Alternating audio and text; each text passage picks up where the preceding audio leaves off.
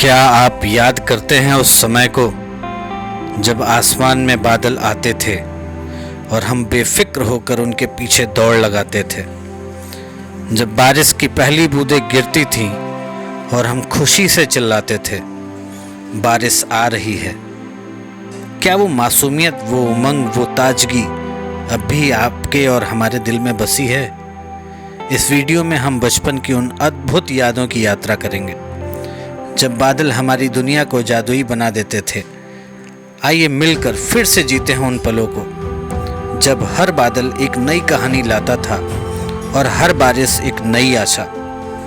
तो चलिए बचपन की यादों में खो जाते हैं और उन बादलों के संग उन बादलों के घर की यात्रा के लिए उड़ान भरते हैं।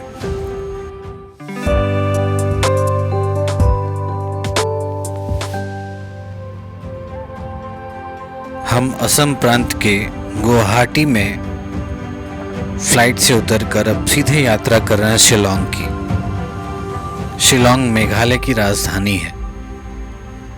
मेघालय का शाब्दिक अर्थ है बादलों का घर। यह भारत के उन कुछ राज्यों में से एक है जो अभी भी आधुनिक समय की कठोरता से अछूता है। मेघालय पूर्वोत्तर भारत की 7 बहनों में से एक है, जिसे लोग ज़्यादातर 7 सिस्टर्स के नाम से जानते हैं, और प्रकृति के उपहार को अपनी पूरी महिमा में संजोए हुए हैं। मेघालय राज्य की राजधानी शिलोंग वास्तव में प्रकृति का स्वर्ग है और हर किसी को अपनी यात्रा के कार्यक्रम में इसे अवश्य शामिल करना चाहिए। चलते चलते आप देख सकते हैं कि सड़क की बाईं तरफ ये असम का राज्य है और दाहिनी तरफ ये मेघालय है। ये जो बीच का डिवाइडर है, ये मौना द्वारा खींची गई एक रेखा है जिससे 2 राज्य आपस में बट जाते हैं। फिर भी कितनी सुंदरता है यहाँ कि एक लाइन दोनों राज्यों को जोड़े हुए है। इस यात्रा में हम जगह जगह पर सुपारी व खजूर जैसे पेड़ों को देख पा रहे हैं जो सड़क के किनारे पर खड़े होकर अपनी दृढ़ता दिखाए हुए हैं, एक सजग प्रहरी बनके।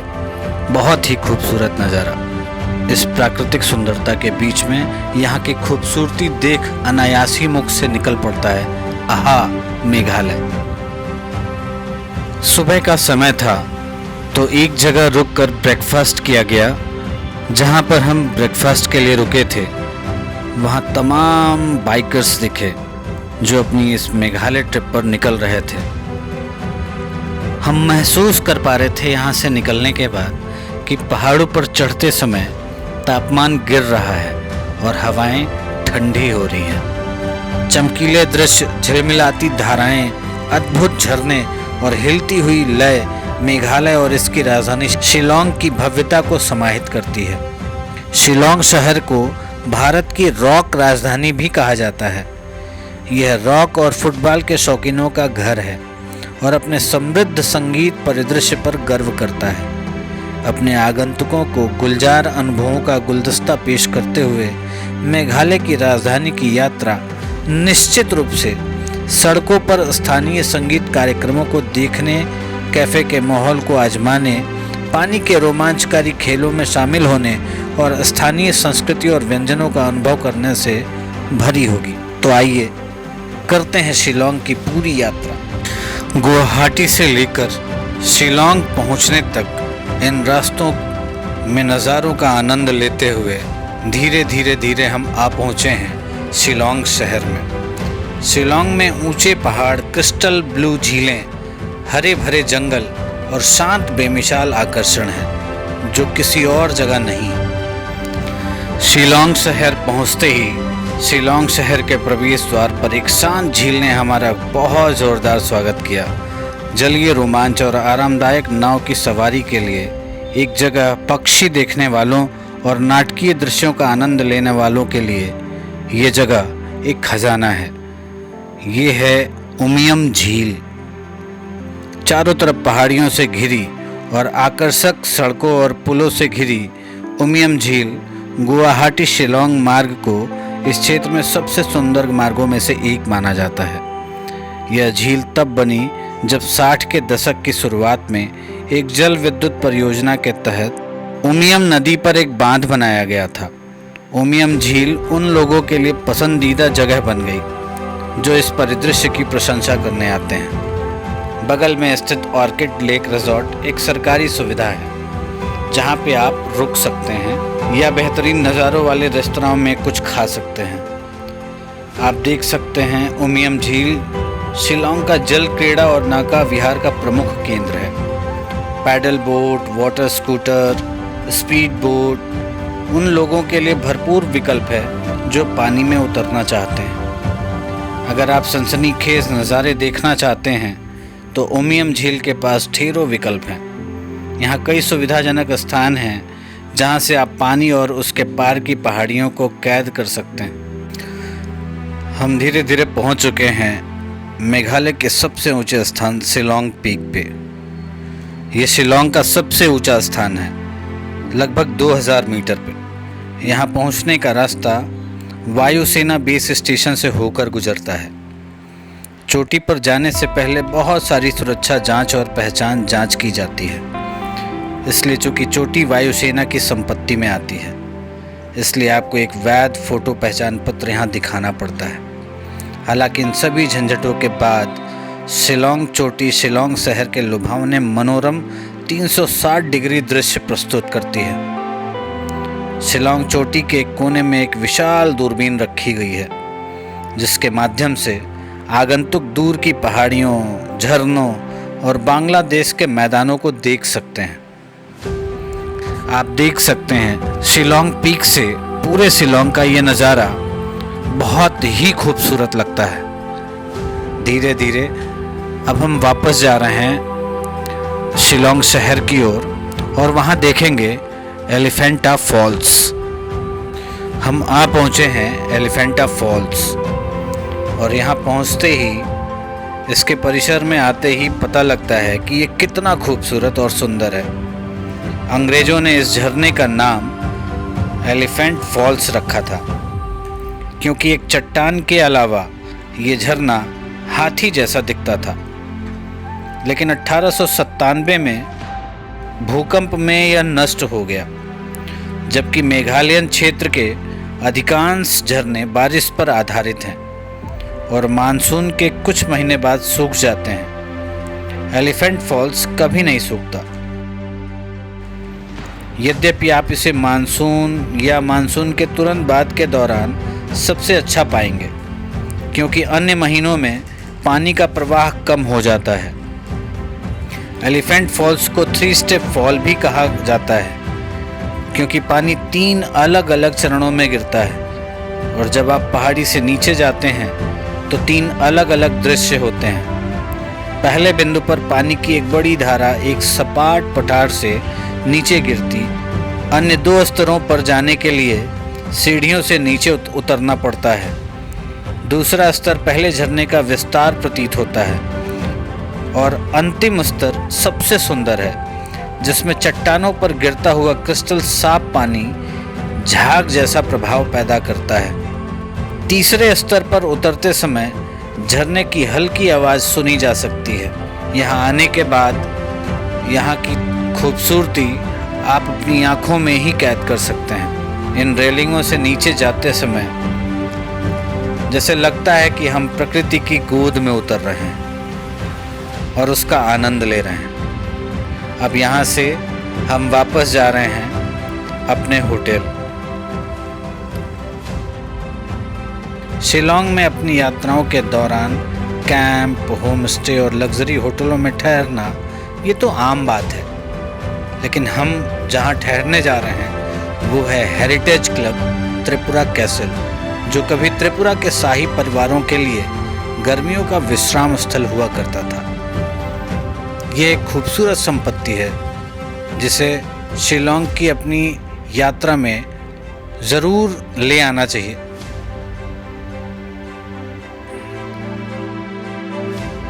अपनी यात्रा के दौरान शिलांग की खूबसूरती से प्रभावित होकर त्रिपुरा के तत्कालीन महाराजा वीर विक्रम माणिक्य ने इस क्षेत्र की अल्पाइन पहाड़ियों में एक ग्रीष्मकालीन रिट्रीट बनवाया।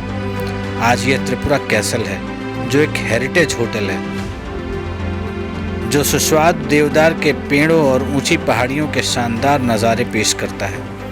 9 एकड़ की संपत्ति में 35 लकड़ी से बने कमरे और 3 स्वतंत्र लकड़ी के कॉटेजेस हैं। यह हेरिटेज प्रॉपर्टी पुरानी असम शैली की वास्तुकला को आधुनिकता के साथ खूबसूरती से जोड़ती है। इतिहास के पन्नों से सजी दीवारें आज भी राजसीपन की झलक देती है। तो आप देख सकते हैं हम आ पहुँचे हैं इस हेरिटेज स्टे पर।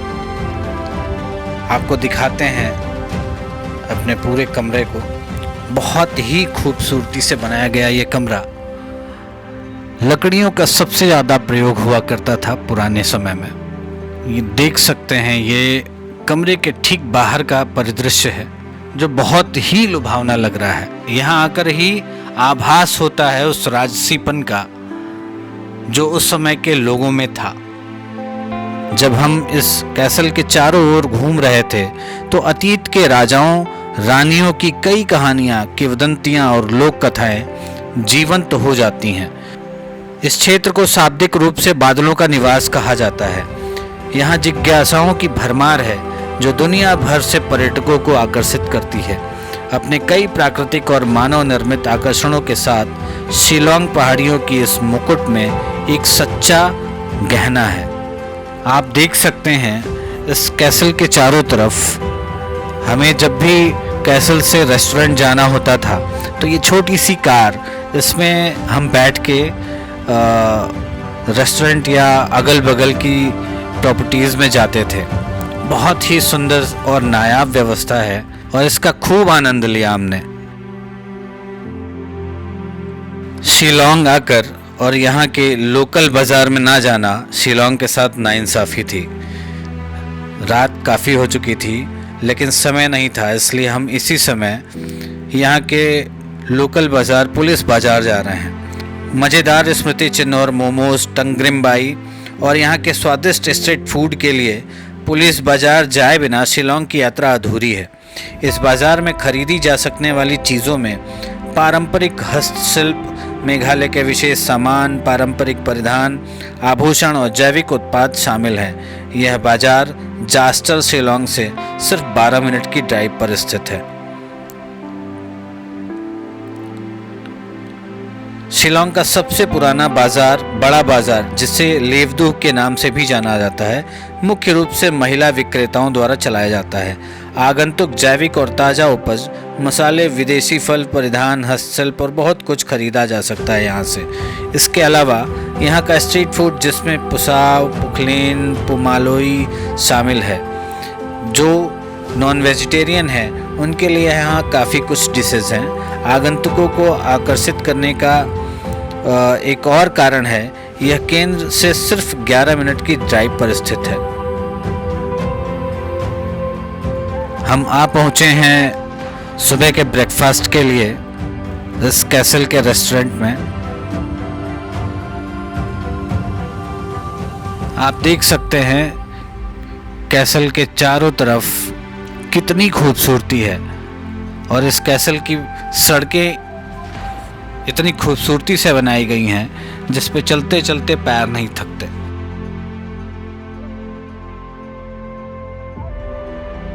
कैसल के रिसेप्शन पे यहाँ के राजाओं और यहाँ के बारे में काफ़ी कुछ इतिहास गढ़ा गया है, लिखा गया है।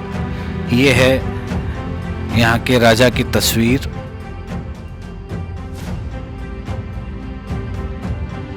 ये त्रिपुरा में जो कैसल है ये उसकी तस्वीर है। बहुत ही मनोरम दृश्य, फील होता है कि हाँ हम किसी राजा के घर में हैं। अब हम यहाँ से निकल रहे हैं चेरापूंजी के लिए। हमारे साथ शिलोंग की इस खूबसूरत यात्रा में शामिल होने के लिए आपका बहुत बहुत धन्यवाद। इस हरे भरे परिदृश्य, मनोरम पहाड़ों और समृद्ध संस्कृति के बीच हमने कुछ अनमोल पल साझा किए हैं। शिलोंग न सिर्फ अपनी प्राकृतिक सुंदरता के लिए प्रसिद्ध है बल्कि यहाँ के दिलकश लोग और उनकी अनोखी परंपराएं भी इसे खास बनाती हैं। उम्मीद है कि यह वीडियो आपको इस पहाड़ी स्वर्ग की एक झलक दिखाएगा और आपको यहाँ की प्रेरणा देगा।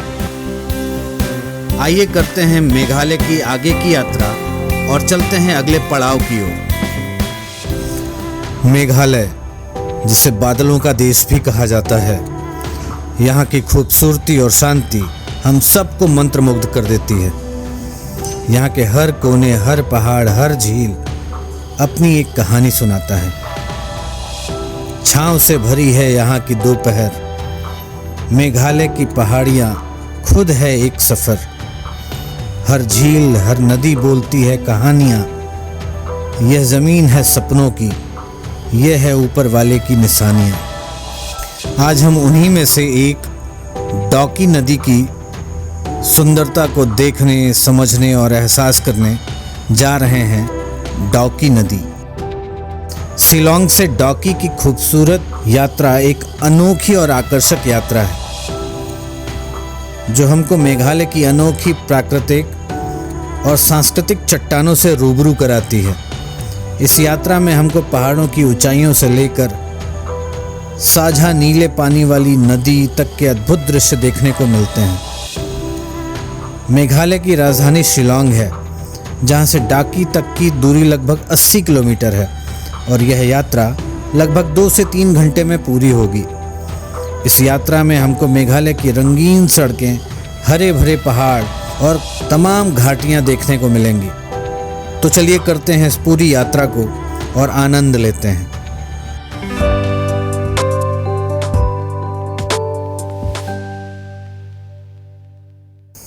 जब हम शिलांग से निकले डॉकी की ओर जाने के लिए, तो सबसे पहले हमें शहर की हलचल से प्राकृतिक प्रकृति का आभास हो रहा था। जैसे हम शहर की सीमाओं को पार करते हैं, वैसे ही मेघालय की हरी भरी पहाड़ियाँ और घने जंगल हमारा स्वागत करते हैं। हर मोड़ पर एक नया नज़ारा हमें देखने को मिलता है। चारों तरफ लकड़ी और अंतिम देवदार और चीड़ के पेड़ की अनोखी हवा का एहसास छू जाता है। शिलांग से डॉकी तक की यात्रा में हमें कई छोटे छोटे गांव भी देखने को मिलते हैं, जो अपनी सांस्कृतिक विरासत और पारंपरिक परंपराओं के लिए जाने जाते हैं। गांवों के लोग बेहद मिलनसार होते हैं और उनकी शख्सियत बेहद सरल होती है। इस गांव के बीच बसे हुए ये लोग और इनकी सादगी सदैव सबको मोहित कर देती है। इस यात्रा का सबसे पहला आकर्षण, जो हमने पहले की वीडियो में देखा, उमियम झील था, जिसे बड़ा पानी भी कहा जाता है। यह झील शिलांग से लगभग 15 किलोमीटर की दूरी पर स्थित था और इसका नीला पानी और आसपास की हरियाली मनमोहक दृश्य पेश करती है। झील के पास रुककर यहाँ के प्रकृति का आनंद लेकर हम आगे बढ़ चले हैं। जैसे जैसे डॉकी की ओर बढ़ रहे हैं, रास्ते में कई छोटे छोटे झरने भी हमें देखने को मिलते हैं।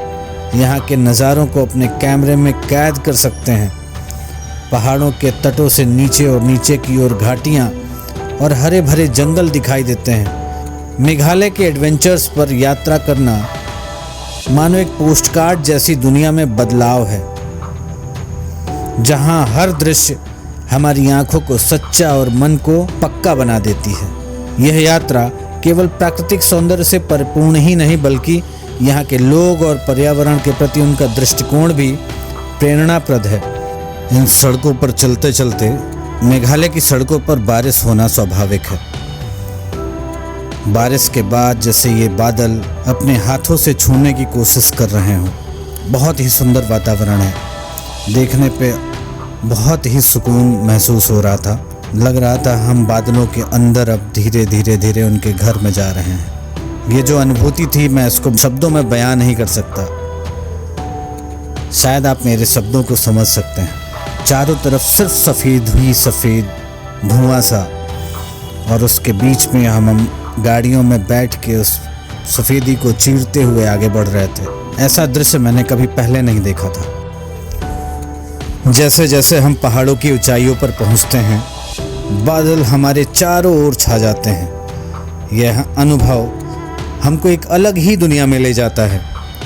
प्राकृतिक हवा, प्रकृति से अभिन्न बादल और हरियाली से स्केच का सदृश ये दृश्य सभी संयुक्त प्रकृति से मूल संरचना का आभास कराते हैं। हम ट्रैकिंग कर रहे हों या कार से यात्रा, फर्क नहीं पड़ता। जैसे जैसे ऊपर चढ़ते हैं बादल कभी कभी इतने करीब होते हैं कि ऐसा लगता है कि हम उन्हें छू सकते हैं या वो हमें छूने की कोशिश कर रहे हैं। कुछ स्थानों पर जब बादल धीरे धीरे छंटते हैं तो नीचे की घाटी या दूर के पहाड़ अचानक से सामने आ जाते हैं। यह दृश्य मन को शांति और ताजगी देता है। ऐसी यात्रा के दौरान विशेष रूप से मौसम में रास्ते में झरने, हरियाली और कभी कभी हल्की बारिश का सामना भी करना पड़ता है, जो यात्रा को और भी रोमांचित बना देता है। जब हम शिलोंग से चले थे तो रास्ते में एक जगह पड़ी जहां हम ब्रेकफास्ट के लिए रुके। जो रेस्टोरेंट था उसने एक पॉइंट बना रखा था जहां से हम बहुत ही सुंदर दृश्यों को देख सकते थे। वहाँ एक तरफ जहाँ काफ़ी ऊंचाई पर हम खड़े थे, ठीक नीचे बहुत ही खाई थी और चारों तरफ इतना सुंदर वैली का ये दृश्य, मन को बहुत शांति मिल रही थी। क्योंकि हल्का हल्का पानी भी गिर रहा था, लेकिन इन दृश्यों को अपने कैमरे में कैद करने के लिए हम आतुर थे। जितना भी समय यहाँ बिताया बहुत सुकून भरा हुआ था। अब आगे की और यात्रा स्टार्ट करते हैं। आप जब भी मेघालय की यात्रा करने आओगे ना और इन दृश्यों को देखोगे तो मन में एक अजीब सा सुकून महसूस होगा। शायद वो आप जीवन भर ना भूल पाओ। बातें बताने में अधूरी लगती हैं और शायद महसूस करने में उतना ही सहजता होती है। जब जब हम इन पहाड़ों को, इन बादलों को देख रहे थे तो मन में एक अजीब सी गुदगुदी हो रही थी, जो बहुत ही अंदर से खुशी दे रही थी। इस दृश्य को आपने अधिकतर फिल्मों में देखा होगा कि दोनों तरफ खाई और बीच में ये पुल और हम उस खाई को पार करते जा रहे हैं और पार करते समय चारों तरफ हरियाली ही हरियाली, पूरा सन्नाटा पसरा हुआ है और हम प्रकृति की गोद में एक जगह से दूसरे जगह की यात्रा कर रहे हैं। अद्भुत अद्भुत आनंद, बहुत ही रोमांचकारी अद्भुत आनंद। कुछ जगहों पे सड़कें थोड़ी खराब थीं।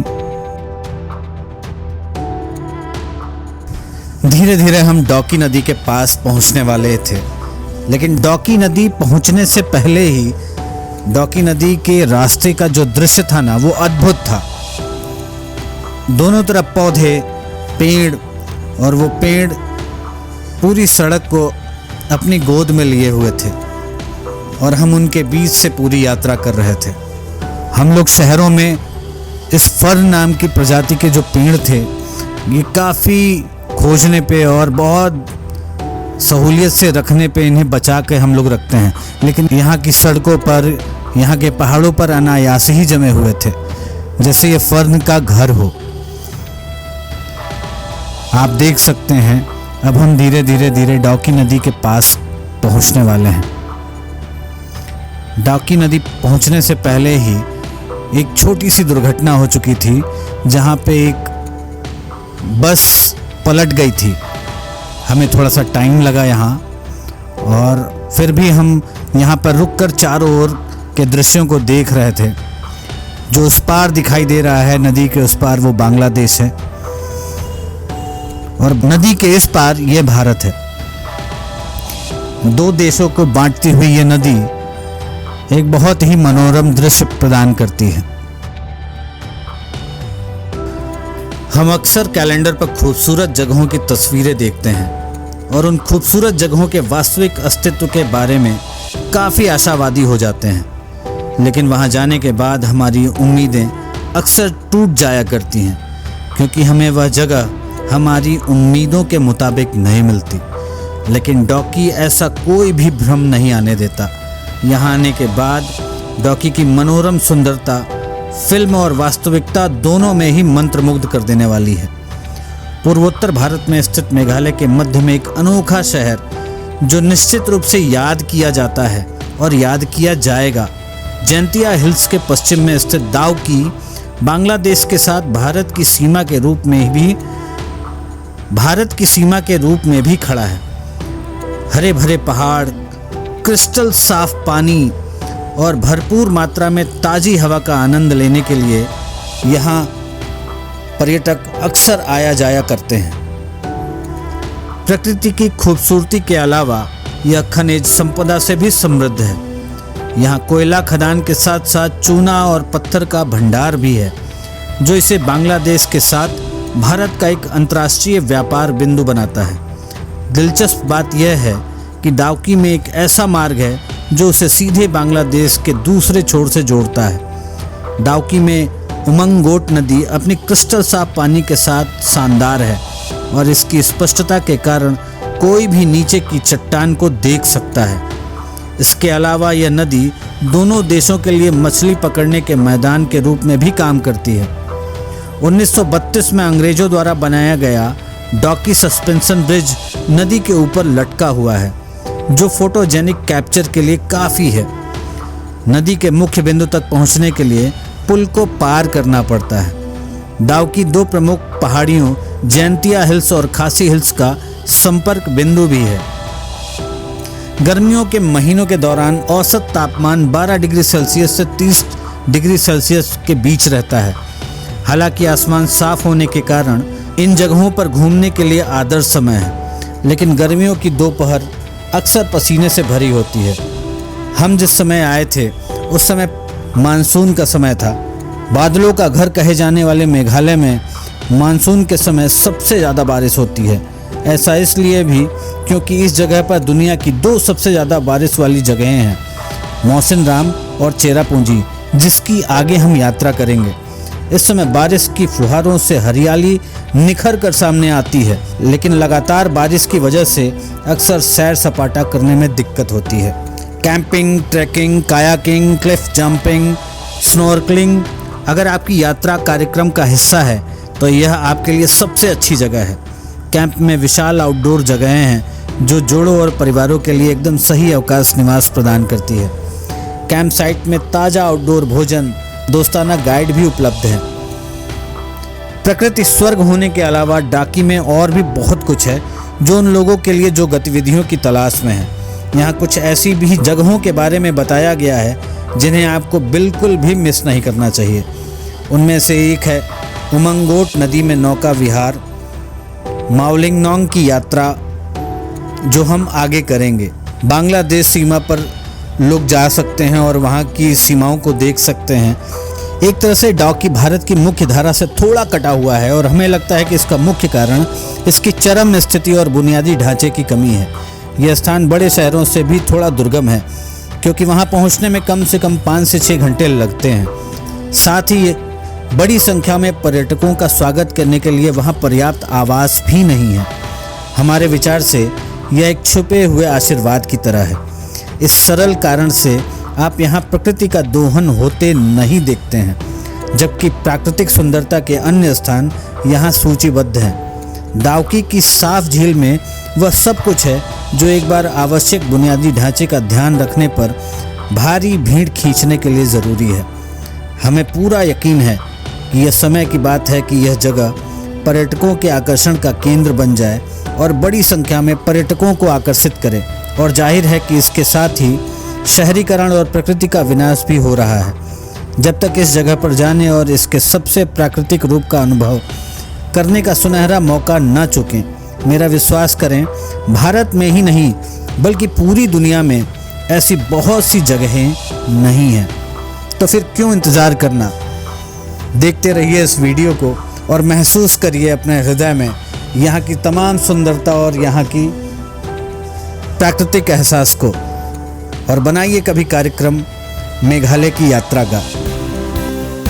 आइए करते हैं मेघालय की आगे की यात्रा और चलते हैं अगले पड़ाव की ओर। क्या आपने कभी एक ऐसा गांव देखा है जहां हर कोना चकाचक हो, हर व्यक्ति की मुस्कान में स्वच्छता का जादू हो और जहां प्रकृति और संस्कृति का अद्भुत संगम देखने को मिले और जिसे लोग भगवान का बगीचा भी कहते हैं। आज हम आपको ले चलेंगे भारत के पूर्वी हिस्से में, जहां हम इस समय यात्रा कर रहे हैं, मेघालय। मेघालय के दिल में बसा है मावलिंगनोंग, जो सिर्फ एक गांव नहीं बल्कि एक प्रेरणा है। यह जगह न केवल अपने साफ सुथरे वातावरण के लिए जानी जाती है, बल्कि यहाँ की परंपराएं और लोग भी इसे खास बनाते हैं। तो तैयार हो जाइए एक अद्भुत यात्रा के लिए, जहाँ हम खोजेंगे इस गांव के अनछुए पहलुओं को और जानेंगे इसकी स्वच्छता का राज। चलिए शुरू करते हैं हमारा सफ़र मावलिंग नोंग की ओर।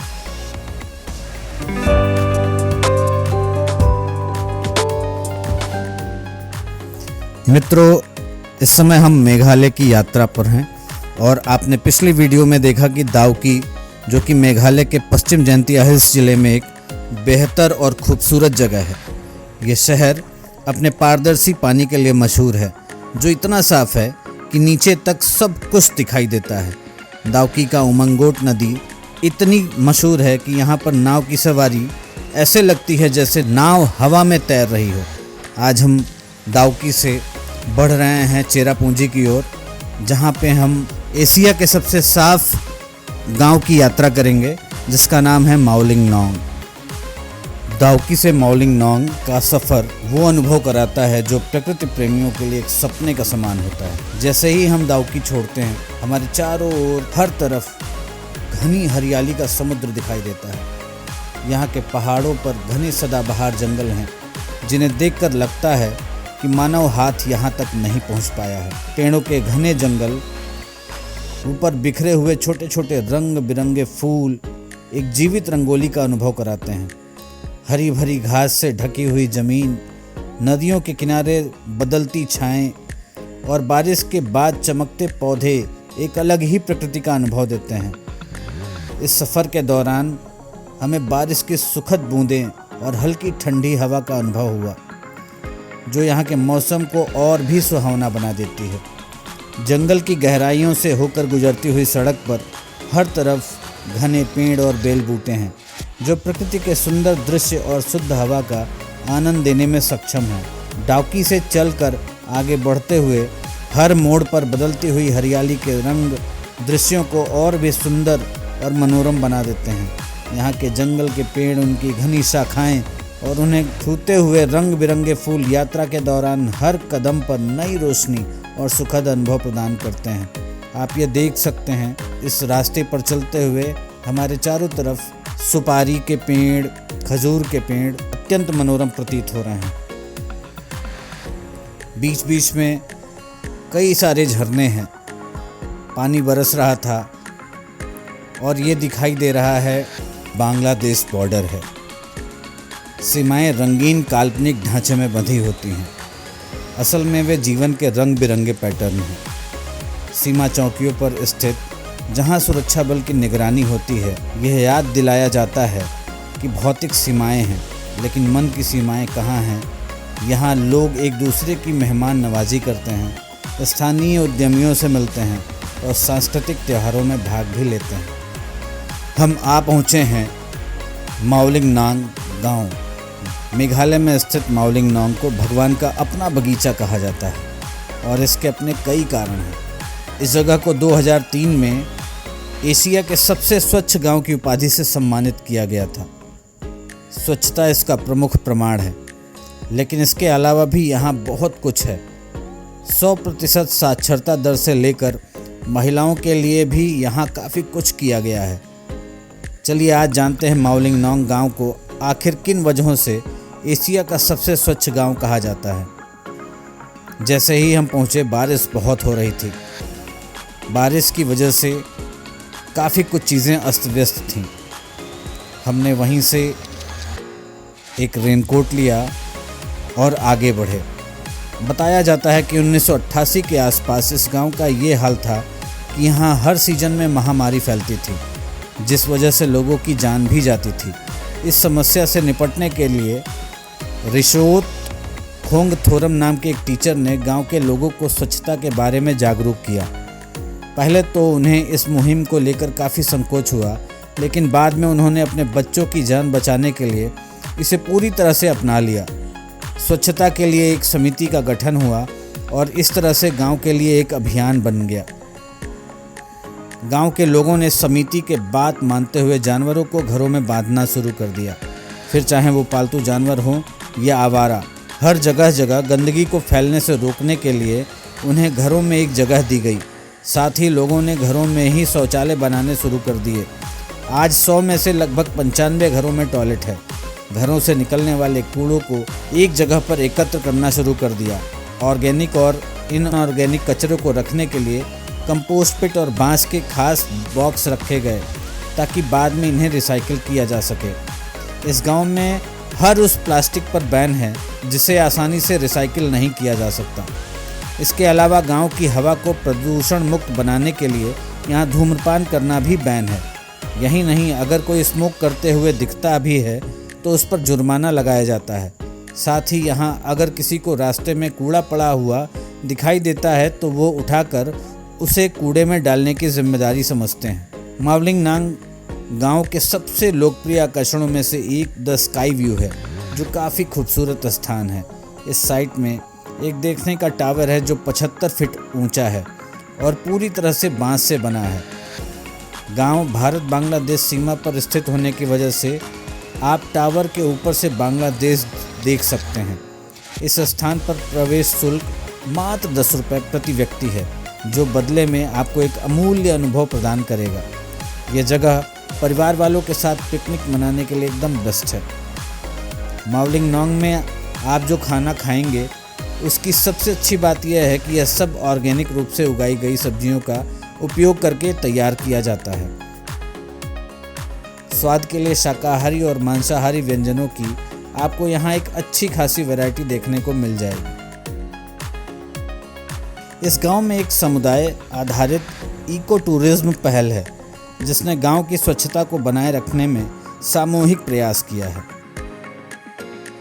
मावलिंग नोंग गांव चारों तरफ से हरी भरी घाटियों, क्रिस्टल जैसे साफ पानी वाली नदी, पेड़ों से लटके हुए ऑर्किड फूल और साफ सुथरे सड़कों के साथ मनमोहक प्राकृतिक दृश्य से सबका मन मोह लेता है।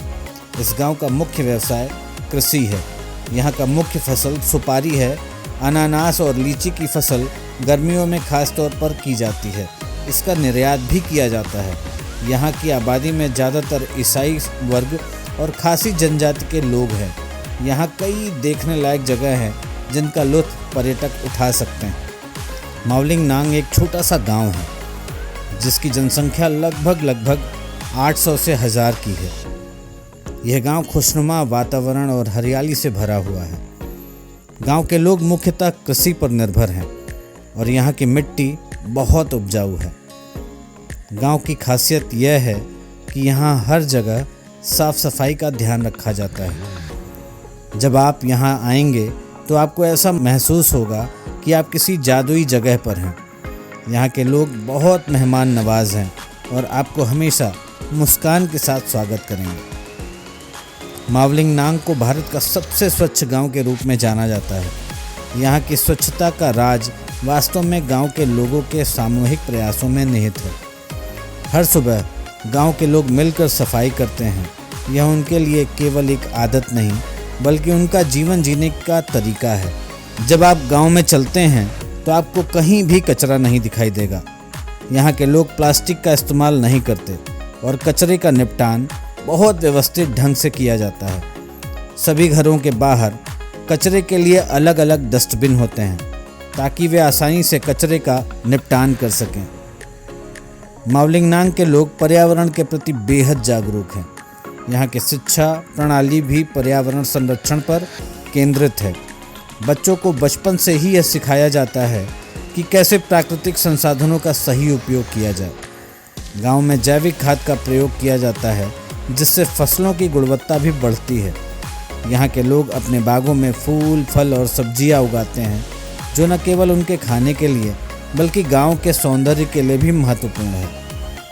मावलिंग नोंग की खूबसूरती यहाँ के बांस के घरों और पुलों में निहित है। यहाँ के बांस के पुल जो कि गांव के चारों ओर फैले हैं आपको एक अनोखा अनुभव देते हैं। जब आप इन पुलों पर चलते हैं तो आपको यहाँ की प्राकृतिक सुंदरता का पूरा एहसास होता है। इसके अलावा गांव के चारों ओर बने बांस के घर न केवल खूबसूरत हैं बल्कि मजबूत भी हैं। यह घर स्थानीय परंपराओं के अनुसार बनाए जाते हैं और यहाँ के लोग अपनी कला और संस्कृति को बनाए रखने के लिए गर्व महसूस करते हैं।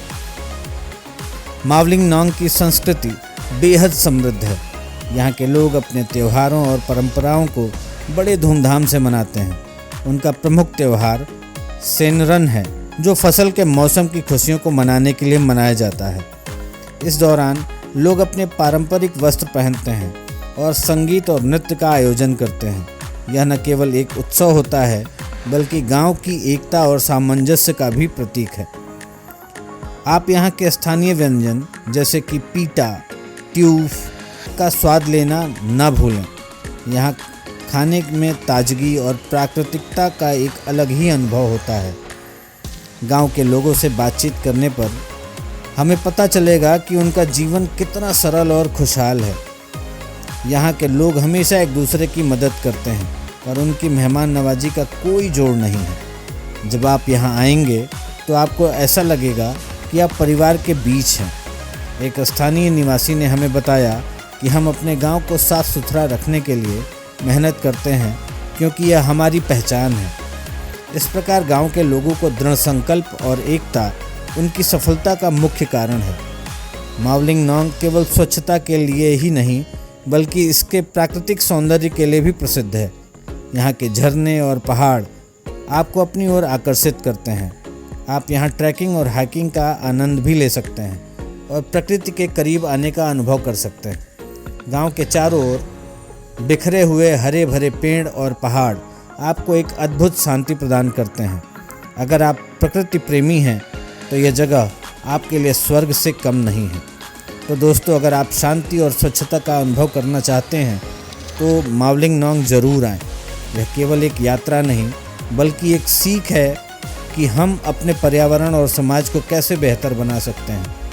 यहाँ का हर कोना आपको सिखाएगा कि छोटे छोटे प्रयास कैसे बड़े बदलाव ला सकते हैं। आइए करते हैं मेघालय की आगे की यात्रा और चलते हैं अगले पड़ाव की ओर।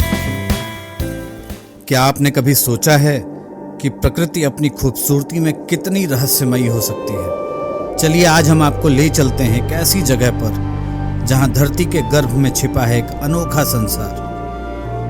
वो संसार मावसमाई गुफा के नाम से जानी जाती है। यहाँ की पत्थरों की दीवारें सिर्फ चूना पत्थर की एक ठोस परत नहीं है, वे लाखों सालों की कहानियों, किंवदंतियों और अद्भुत जीवों का घर है। तो आइए चलते हैं गुफा की ओर।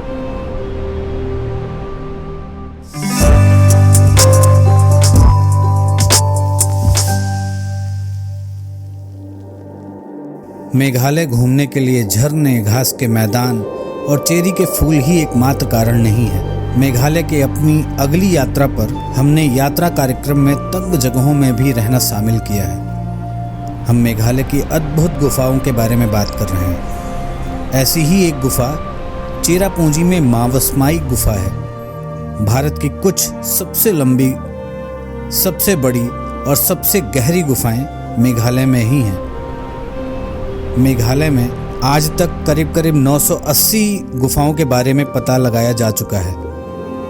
मावसमाई गुफा उनमें से एक है। मावसमाई गुफा को स्थानीय रूप से क्रेम मावसमई के नाम से जाना जाता है। मावसमई गुफा तक पहुंचने के लिए हमें घने जंगल से होकर एक छोटा सा ट्रैक करना पड़ता है। ये आप देख रहे हैं, ये हम आ गए हैं मावसमई गुफा के एंट्री पॉइंट पे। यहाँ पे ये है टिकट घर। यहाँ से टिकट लेकर अब हम जा रहे हैं अंदर मावसमाई गुफा के लिए।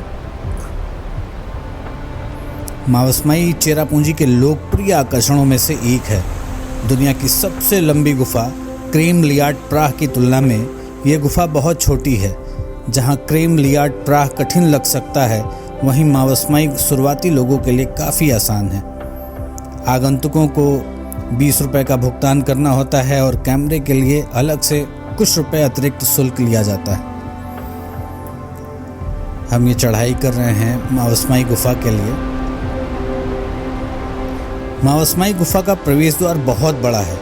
एक बार अंदर जाने के बाद कुछ जगहों पर ये बहुत तंग हो जाती है।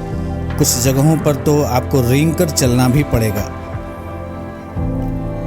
मावसमाई गुफा जीवाश्मों के लिए लोकप्रिय है। इन जीवाश्मों को देखने में सक्षम होने के लिए आपको गुफा की दीवारों और विभिन्न संरचनाओं का अध्ययन करने की आवश्यकता होगी। जैसे ही हम इस गुफा के प्रवेश द्वार पर पहुंचते हैं, एक ठंडी हवा का झोंका हमें छूता है, एक संकेत कि हम अब एक जादुई यात्रा पर हैं।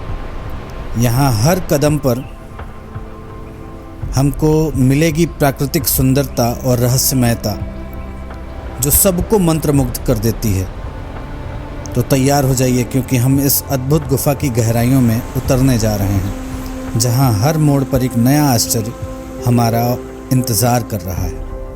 ये गुफा अपनी अनोखी चूना पत्थर की संरचनाओं और रहस्यमय आंतरिक दुनिया के लिए प्रसिद्ध है, जो चेरापूंजी के पास स्थित है। भारत की सबसे अधिक वर्षा वाले क्षेत्र में आती है। जब आप इस गुफा के अंदर आते हैं तो आपको चूना पत्थर की अनोखी संरचनाएं देखने को मिलती हैं। यहाँ की स्टैलेक्टाइट्स और स्टैलेग्माइट्स कई लाख सालों में बनी है। गुफा का निर्माण एक जटिल प्रक्रिया का परिणाम है, जिसमें जल, हवा और समय, इन तीनों का योगदान शामिल है। चेरापूंजी में सबसे लोकप्रिय उल्लेखनीय स्थलों में से एक मावस्माई गुफा है। इस आकर्षक प्राकृतिक गुफा में बड़ी संख्या में पर्यटक आते हैं। यह इतिहास के शौकीनों और अनुभव चाहने वालों के लिए सबसे बेहतरीन जगहों में से एक है। चेरापूंजी में मावस्माई गुफा में एक विस्तृत और अद्भुत प्रवेश द्वार है, जिसके अंदर एक गहरा और जादुई रहस्य छिपा है।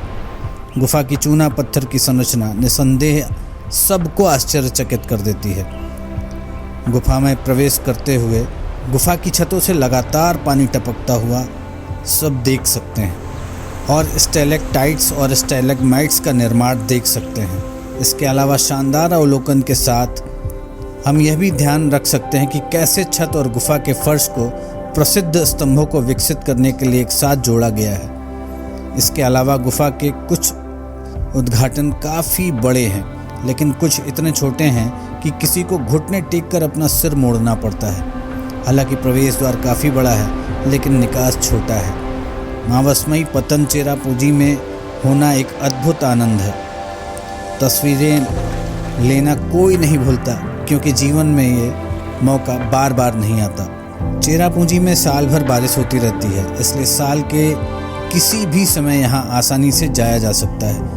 आपको नम मौसम के लिए छाते, रेनकोट और जूते के साथ पूरी तरह से तैयार रहना चाहिए, ताकि आप भीगने से बच सकें।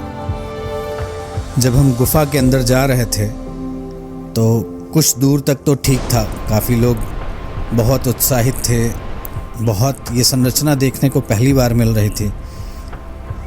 और जैसे जैसे हम अंदर जा रहे थे, थोड़ा भय भी लग रहा था, डर भी लग रहा था, क्योंकि नीचे काफ़ी अंधेरा था और कुछ लोगों ने बताया कि इसमें कुछ जीव जंतु भी रहते हैं। हालांकि लाइट्स थी, लेकिन वो लाइट्स बहुत कम रोशनी दे रही थी।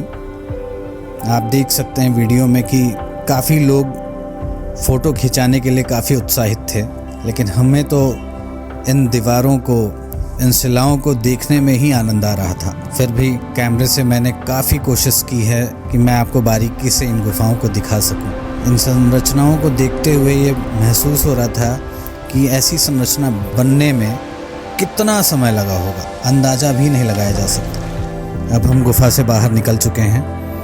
बहुत ही सुहावना मौसम है। अब हम वापस जा रहे हैं आगे की यात्रा के लिए। यह थी मेघालय की शिलोंग में स्थित मावस्माई गुफा की यात्रा। हमने इस गुफा के अंधेरे और रोशनी से भरे अतरंगी रास्तों का आनंद लिया, जो हमें पृथ्वी के कई प्राचीन रहस्य और प्रकृति की विस्मयकारी रचना के नज़दीक ले आए। इस गुफा की चट्टानों के अलग अलग आकार, उनका चमत्कारी रंग और प्रकृति द्वारा संजोती गई ये आकृति हमें इस बात का एहसास कराती है कि प्रकृति कितनी कल्पना और क्षमा से भरी है। आइए करते हैं मेघालय की आगे की यात्रा और चलते हैं अगले पड़ाव की ओर। भारत एक ऐसा देश है जहां प्राचीन काल से लेकर आज तक अनेक रहस्यमयी और ऐतिहासिक स्थलों का अस्तित्व है। हर राज्य में ऐसे स्थल हैं जो अपनी संस्कृति, इतिहास और अद्भुत प्राकृतिक सौंदर्य के लिए प्रसिद्ध हैं। उत्तर पूर्वी भारत में स्थित मेघालय एक ऐसी जगह है जहां हरे भरे पहाड़, ठंडे मौसम और विभिन्न ऐतिहासिक गुफाओं और स्थानों का समागम है। इनमें से एक ऐसी गुफा है जो अपनी अद्वितीय रहस्य और इतिहास के कारण पर्यटकों और इतिहासकारों के लिए आकर्षण का केंद्र बनी हुई है, और यह गुफा है अरवाह गुफा।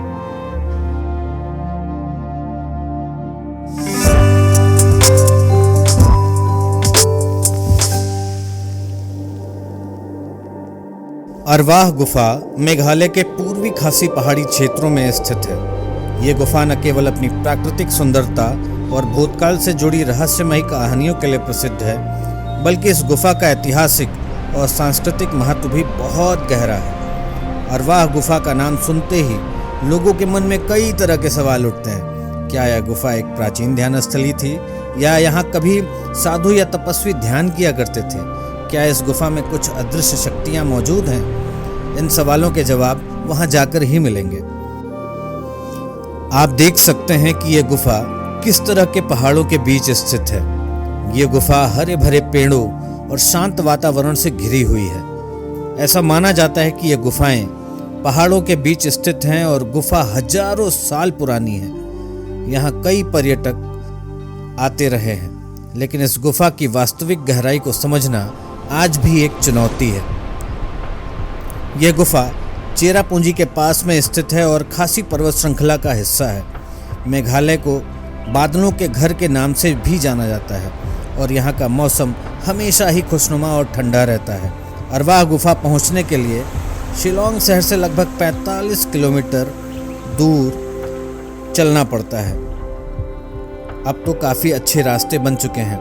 इन रास्तों पे जाते ही तमाम प्राकृतिक सुंदरता का नज़ारा देखते ही बनता है, और शांति तो इतनी कि जिसे महसूस करके आप अपने मन में वो तरंग पैदा कर सकते हैं जिससे कि पूरे शरीर में रोमांच पैदा हो जाए। यह गुफा घने जंगलों और ठंडे वातावरण से घिरी हुई है। यहाँ तक पहुँचने के लिए ट्रैकिंग करनी पड़ती है, जैसा कि आप सभी देख रहे हैं, जो पर्यटकों के लिए एक अद्भुत अनुभव होता है। रास्ते में आपको पहाड़ों पर फैले हुए झरने और हरे भरे जंगलों के अद्वितीय दृश्य देखने को मिलते हैं, जिसे हर पर्यटक अपने मोबाइल के कैमरों में कैद करना चाहता है। यह स्थान उन लोगों के लिए आदर्श है जो प्रकृति के बीच शांति का अनुभव करना चाहते हैं। जगह जगह पर इन पहाड़ों पे छोटी छोटी गुफाएं हैं जिन्हें बंद किया गया है। अरवाह गुफा एक लंबी और सकरी गुफा है जो चट्टानों के भीतर बनाई गई है। इनकी बनावट काफ़ी अद्वितीय है। गुफा के अंदर हल्की सी गूंज और शांति का वातावरण आपको एक अद्वितीय अनुभव प्रदान करता है। यहाँ की दीवारों पर प्राकृतिक रूप से बने उकेरे गए निशान और चित्रकला के कुछ निशान मिलते हैं जो इसके ऐतिहासिक महत्व को दर्शाते हैं। गुफा का बाहरी हिस्सा बिल्कुल प्राकृतिक चमत्कार जैसा दिखता है। इसकी दीवारों पर जमी काई और पत्थरों के अनोखे रंग का इतिहास बताया गया है। स्थानीय लोग इसे पवित्र मानते हैं और कहते हैं कि यह गुफा प्राकृतिक रूप से बनी है।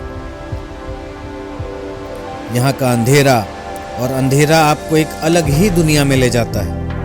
गुफाओं के अंदर की रोशनी बहुत कम है और कभी कभी आपको अपनी रोशनी या मोबाइल की फ्लैशलाइट का सहारा लेना पड़ता है। जैसे ही आप देखते हैं, आपके कदमों की आवाज़ गुफाओं की दीवारों से टकराती है और गूंजती है।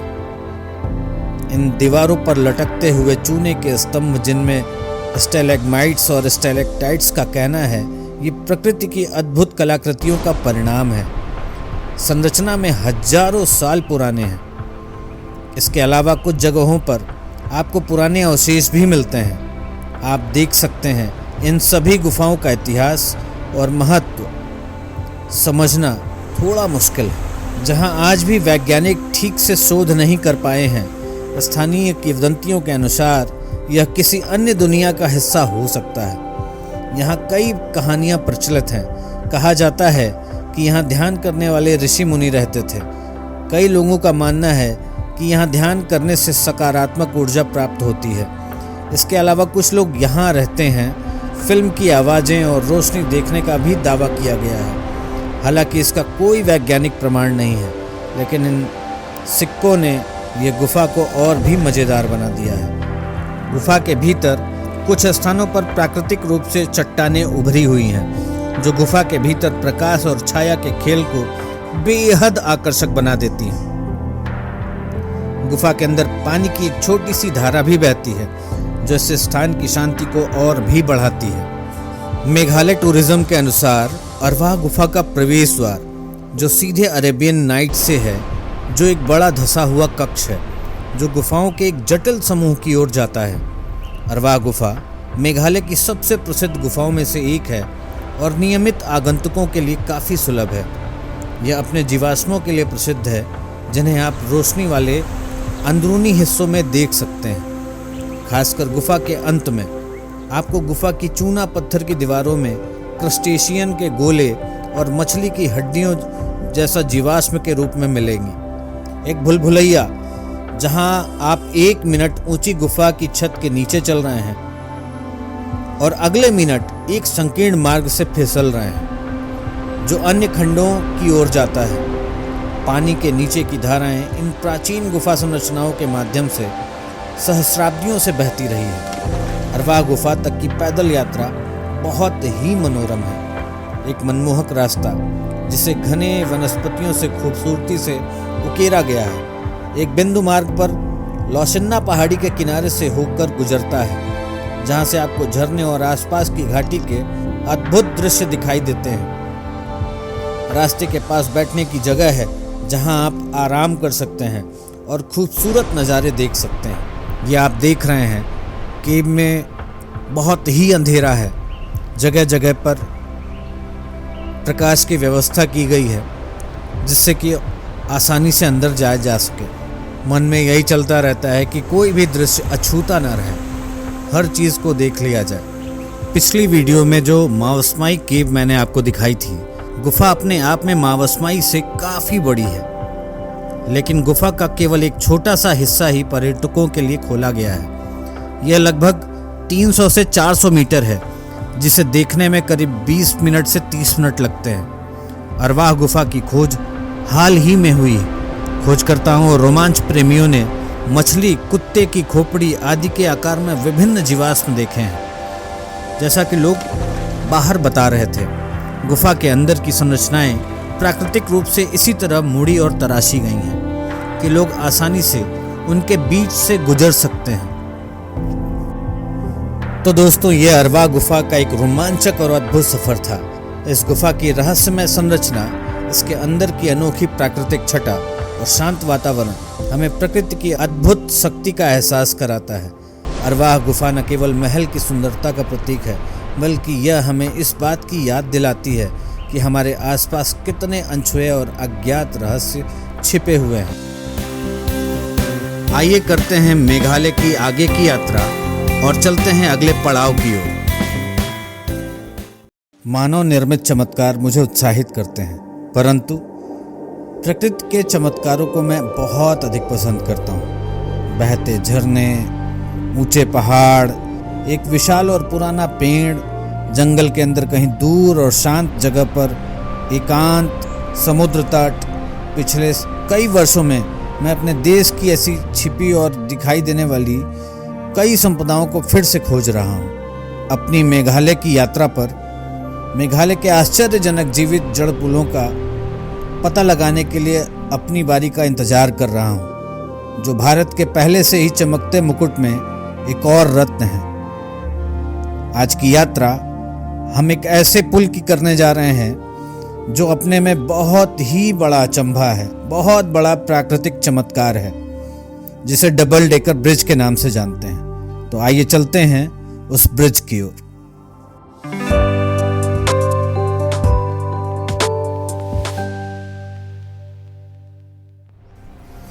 मैं आज आपको एक ऐसी जगह पर ले जाने वाला हूं जहां प्रकृति और मानव के बीच का अनोखा रिश्ता देखने को मिलता है।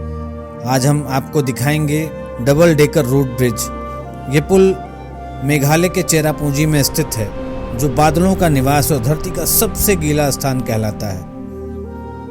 चेरापूंजी का हवाई दृश्य, बादलों से ढकी पहाड़ियां, स्थानीय बाजार और वहां के लोग देख सकते हैं। चेरापूंजी, जिसे स्थानीय लोग सोहरा कहते हैं, मेघालय का एक प्रमुख स्थान है। यह जगह साल भर होने वाली भारी बारिश के लिए प्रसिद्ध है। चेरापूंजी सिर्फ अपनी खूबसूरत वादियों के लिए नहीं, बल्कि यहाँ की अनोखी सांस्कृतिक पारंपरिक रीति रिवाज और जीवंत समुदाय के लिए भी जाना जाता है। खासी जनजाति, जो यहाँ की प्रमुख जनजाति है, ने प्रकृति के साथ जीने का एक बेहतरीन तरीका अपनाया है। इसी सामंजस्य का सबसे बड़ा उदाहरण है हमारा डबल डेकर ब्रिज। आप ये रास्ते में देख सकते हैं। डबल डेकर ब्रिज जाने के लिए अपनी यात्रा मैं कर रहा था, तो डबल डेकर रूट ब्रिज पे जाते जाते तमाम सुंदर वादियों के नज़ारे मन को मोह ले रहे थे। एक तरफ वो पहाड़ जो अपनी दृढ़ता दिखाए हुए खड़े हुए थे, और दूसरी ओर बहुत ही गहरी खाई, लेकिन बादलों का वो समूह जो बार बार हमें छू के जा रहा था, मन को बहुत ही उल्लासित और उत्साहित कर रहा था। आप देख सकते हैं कि रास्ते पर चलते हुए पानी भी खूब बरस रहा है, और अब हम मुड़ चुके हैं डबल डेकर रूट ब्रिज के बेस पॉइंट के लिए, जहां से हमारी डबल डेकर रूट ब्रिज की पैदल यात्रा स्टार्ट होगी।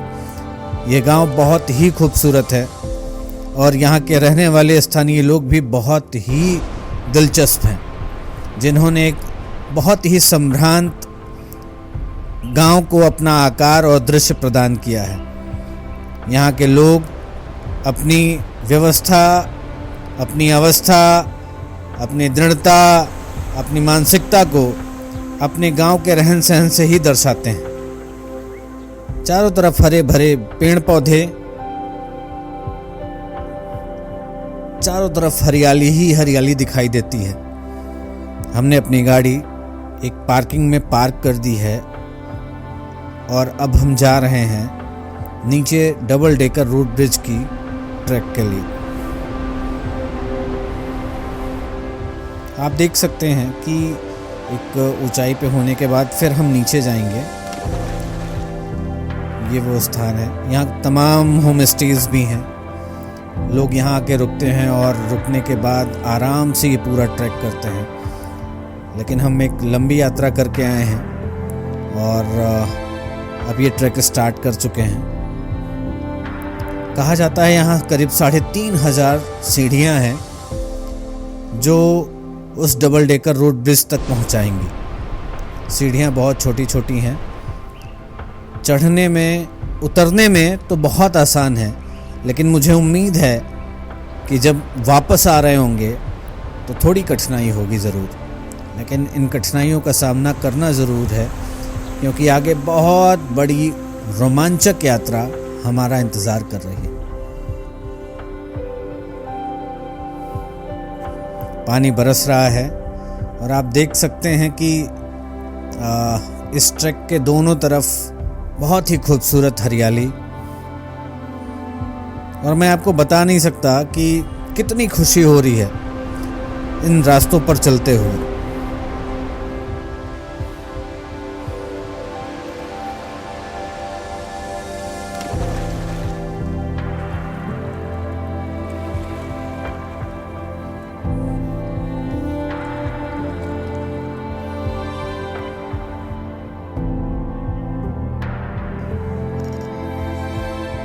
हमने एक गाइड कर रखा था, जो कि हमें पूरी यात्रा के बारे में, यहाँ की यात्रा के बारे में, यहाँ के रास्तों के बारे में हमें कुछ बताए। तो आप देख सकते हैं हमारे साथ हमारा गाइड चल रहा है।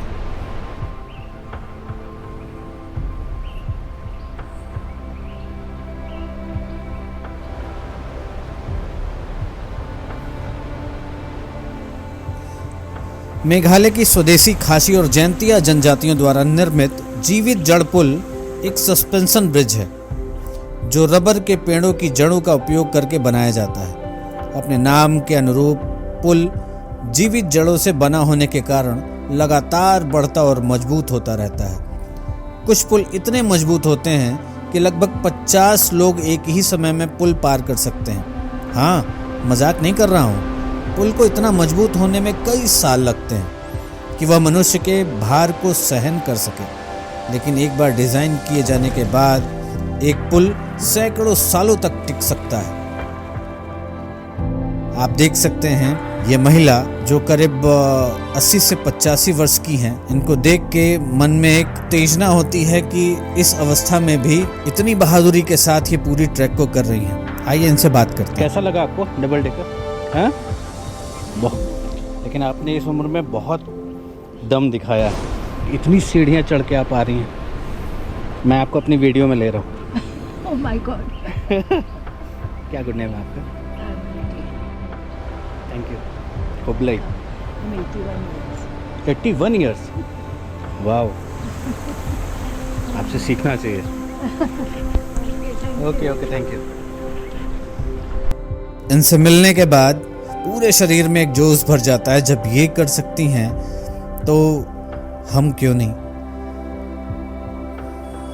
आप देख सकते हैं धीरे धीरे इन्होंने अपनी यात्रा कब स्टार्ट की होगी और धीरे धीरे कैसे अब वापस हो रही हैं।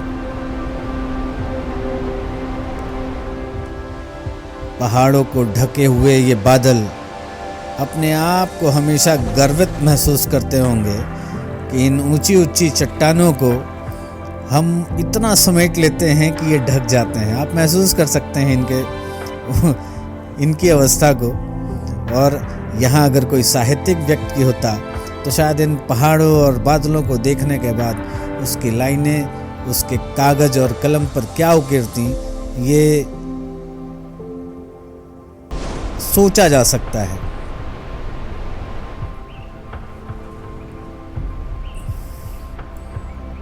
यहाँ आने के बाद लगता है कि हम स्वर्ग में प्रवेश कर रहे हैं। मेरा विश्वास करिए, ये यात्रा जितनी खूबसूरत दिख रही है, मैं शब्दों में बताने की कोशिश तो कर रहा हूँ, लेकिन शायद वो शब्द छोटे पड़ जाएंगे।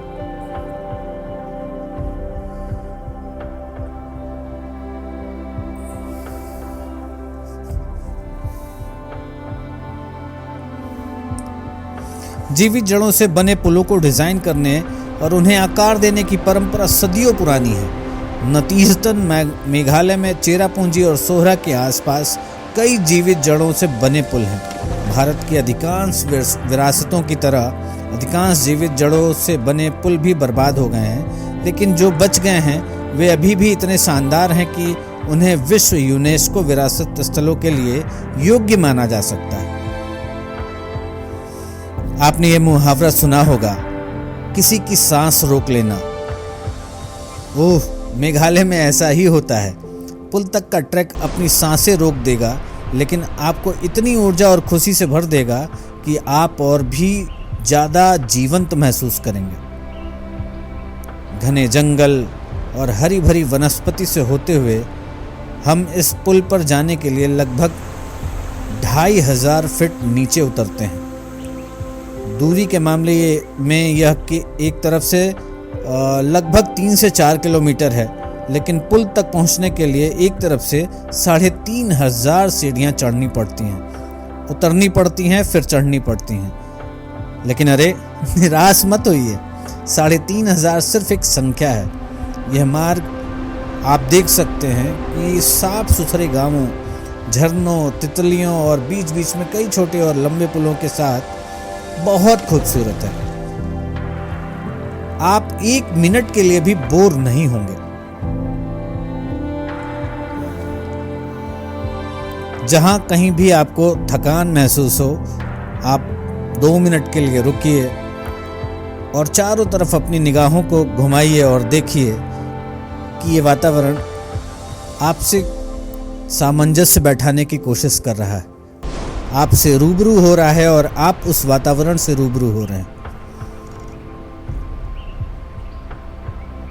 शांति, इतनी शांति कि आप एक ध्यान जैसी अवस्था में चले जाते हैं और चलते रहते हैं उस ट्रैक पर।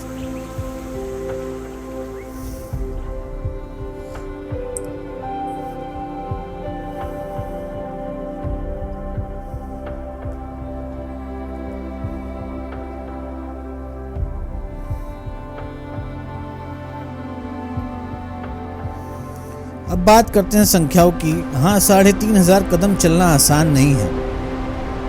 लेकिन क्या आपको यह सब एक बार में ही करना होगा? नहीं, पहले आप नीचे उतरते हैं। डबल डेकर पुल तक पहुंचने के लिए आपको लगभग 2500 सीढ़ियाँ चढ़नी पड़ती है, उतरनी पड़ती है। यह गांव छोटी छोटी जलधाराओं और कैफे से होकर गुजरने वाला एक सुंदर मार्ग है। आपको यह पसंद आएगा। बीच बीच में बादलों और पहाड़ों के साथ परिदृश्य खुल जाएगा, लेकिन थोड़ी देर के बाद आप जंगल में उतरते हैं। शांत शांत और निर्मल। नहीं, जंगल में कुछ भी डरावना नहीं है। यह घना तो है, यह हरा तो है, और यह वह सब कुछ है जो आपको शहरी जीवन की अपनी पागल दिनचर्या से बचने के लिए चाहिए। आप देख सकते हैं पहाड़ों पर ये कुछ शिलाखंड कैसे अपने आप को संवार के कैसे एक किनारे पर खड़े हुए हैं। इनके बगल में चलते हुए एक अजीब सा रोमांच पैदा हो जाता है। अब हम पहुंच चुके हैं। डबल डेकर ब्रिज पहुंचने से पहले एक लोहे का लंबा पुल है, जिसको देखकर मुझे काफ़ी भयावह लग रहा था। मुझे जाने में काफ़ी डर लग रहा था, क्योंकि मैंने कभी ऐसे पुल को पार नहीं किया था। लेकिन आज उस डबल डेकर ब्रिज का दृश्य मेरे आंखों के सामने था, और ऐसा डर उस दृश्य के सामने फीका पड़ रहा था। ऐसे पुल आपने हमेशा कई फिल्मों में देखे होंगे, जिस पे चलते वक्त तो डर लग रहा था, लेकिन है बहुत खूबसूरत।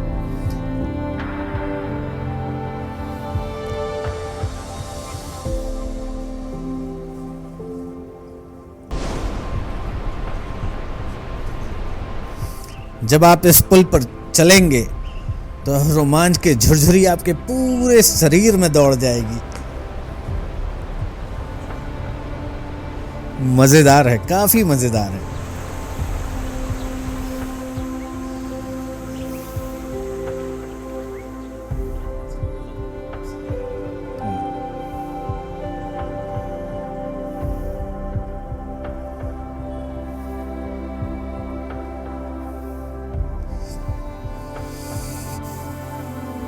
मैं धीरे धीरे इस पुल को पार करता हुआ, जब मैं इस पुल को पार कर रहा था तो ये पुल थोड़ा सा डगमग हो रहा था, झूल रहा था। अब मैं इस पुल को पार कर चुका हूँ, और अब फिर से वो ट्रैक ऊपर चढ़ना हम लोगों ने स्टार्ट किया है।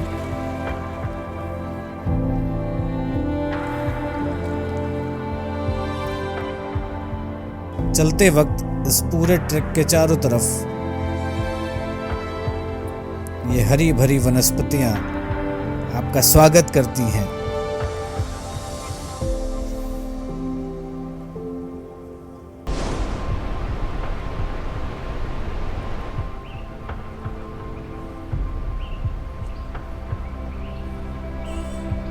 आप तो बस वीडियो से इन दृश्यों का मजा लीजिए। आप देख सकते हैं सामने कितना बड़ा पहाड़, और पहाड़ के अंदर इस रास्ते पर चलते हुए ये महसूस होता है कि हम पहाड़ों के बीच एक गुफा में जा रहे हैं।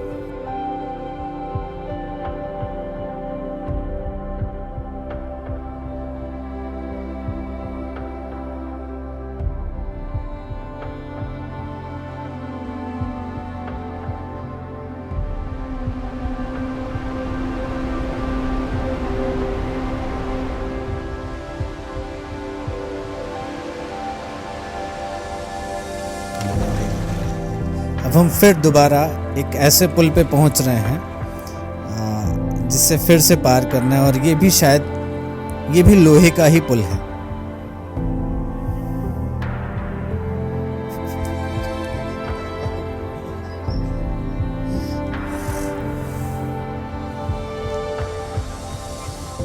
ये भी लोहे का ही पुल है, और पानी तो बरस रहा है, हल्का हल्का पानी बरसना शुरू हो गया है, लेकिन ये ट्रैक तो करना ही है।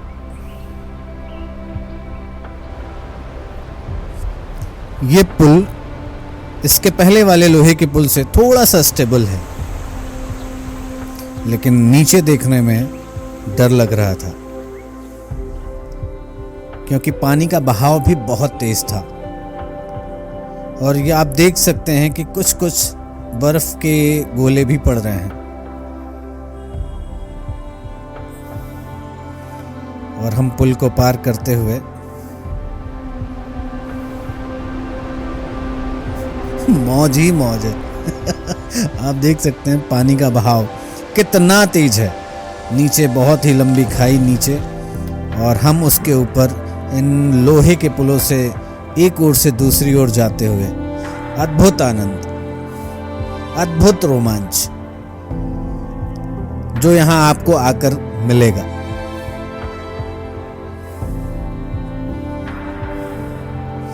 अब फिर से हम डबल डेकर रोड ब्रिज की ओर अपनी यात्रा कर रहे हैं।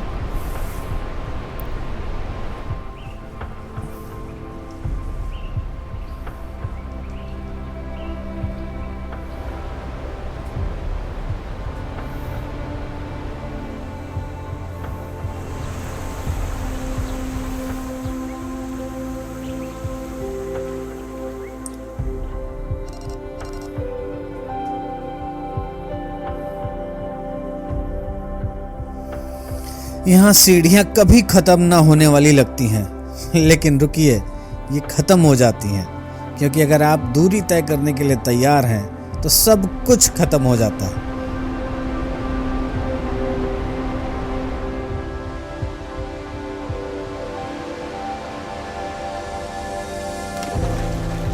एक बार जब आप सिंगल डेकर पुल पर पहुंच जाएं तो कुछ तस्वीर क्लिक करें। आप देख सकते हैं ये सिंगल रोड ब्रिज है जो डबल डेकर रोड ब्रिज से पहले पड़ता है। प्रकृति की अद्भुत छटा आपको यहाँ पर महसूस होगी। आप देख सकते हैं जो कि आपकी आंखों को तसल्ली, एक सुकून, जो भी कह लें आप, वो आपको महसूस होगा।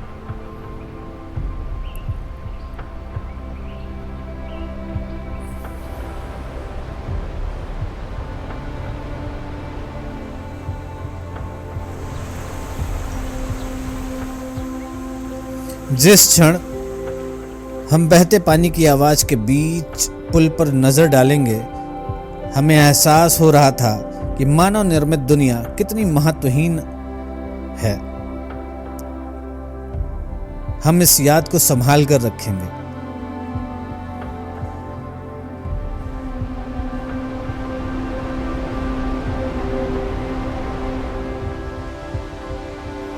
ये हम आ पहुंचे हैं डबल डेकर रोड ब्रिज के पास। यहाँ के लोगों ने कुछ टिकट का प्रावधान कर रखा है ताकि यहाँ की साफ़ सफाई और यहाँ की मेंटेनेंस हो सके। तो ये टिकट लेने के बाद हम पहुँच चुके हैं डबल डेकर रोड ब्रिज पर। स्वागत है आपका डबल डेकर रोड ब्रिज पर, जो प्रकृति अपने आप को दर्शा रही है। तो दोस्तों, यह है वह अद्भुत पुल जिसे हम डबल डेकर ब्रिज कहते हैं। यह पुल खासी जनजाति द्वारा रबर के पेड़ों की जड़ों को मार्गदर्शन देकर बनाया गया है। इस पुल की खासियत यह है कि यह पूरी तरह से प्राकृतिक है। इसे बनाने में किसी मशीन का इस्तेमाल नहीं किया गया। स्थानीय लोग बांस और लकड़ी के सहारे जड़ों को बढ़ाते हैं और धीरे धीरे ये जड़ें आपस में जुड़कर एक पुल का आकार लेती हैं। इस पुल को बनने में 10 से 15 साल लगते हैं, लेकिन एक बार बनने के बाद यह सैकड़ों साल तक स्थिर रहता है। यह 2 मंजिला पुल है। नीचे का हिस्सा पहले बनाया गया और फिर ऊपर के हिस्से को। यह पुल इतना मजबूत है कि एक बार में 50 से अधिक लोग इस पर चल सकते हैं। स्थानीय खासी लोगों के साथ बातचीत करने पर यह पता चला कि यहाँ के स्थानीय लोग ये बताते हैं कि यह पुल उनके पूर्वजों की देन है। यह केवल एक पुल नहीं, बल्कि उनके जीवन का एक महत्वपूर्ण हिस्सा है। यह उनके लिए रोजमर्रा के जीवन में उपयोगी होने के साथ साथ सांस्कृतिक धरोहर भी है। हम रबर के पेड़ों की जड़ों को बांस के सहारे बढ़ाते हैं। इन जड़ों की सही दिशा में बढ़ने में 10 साल लगते हैं। यह प्रक्रिया धैर्य और मेहनत मांगती है, लेकिन यह हमारे समुदाय के लिए गर्व की बात है, ऐसा यहाँ के स्थानीय व्यक्तियों ने बताया। इनके प्रयासों से हमें यह समझने का मौका मिलता है कि प्रकृति के साथ तालमेल बैठाकर कैसे अद्भुत चीज़ें बनाई जा सकती हैं। आप देख सकते हैं, आप यहाँ के नज़ारों का मज़ा लीजिए।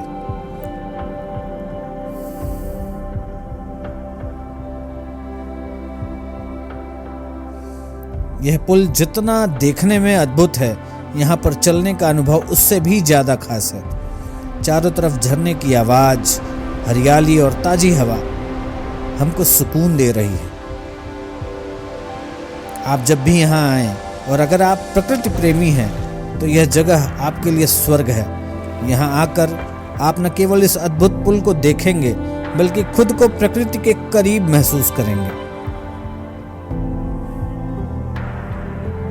पुल के ठीक बगल ये बहता हुआ झरना,